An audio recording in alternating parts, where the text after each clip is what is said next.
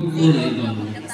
Kay kanina mo pagdagan, ako, si Mayor Loyolado, okay man mapindi sila.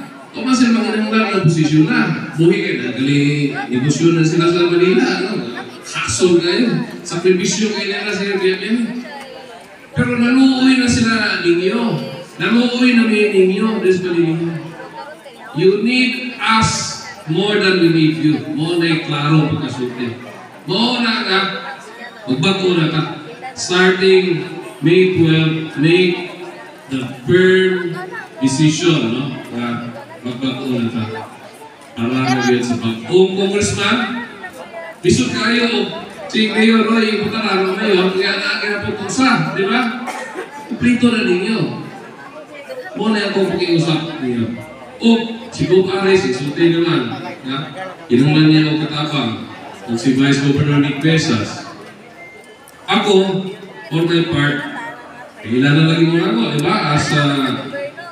Sa akong Facebook, sa mga postings, rest assured, kung matabang ito ni Bob Ares, ni Congressman ni Baba, ni Vice Governor Nick Pesas. Kaya mo na ko sa bottom, sa sige na kong surusuroy na rin. May signal, may tubig, may kasana, may ano ko sa bottom.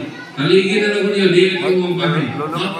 Kaya bawang yung biso dito sa kamaturan against corruption na mong pakikituboy ko kayo dito. Di ba? Kaya kung mga posters, ang sari si Ligon ako, ang sari si Kapsit, I hope kung sari ko muna ako. Muna ako hangyo niyan, ha?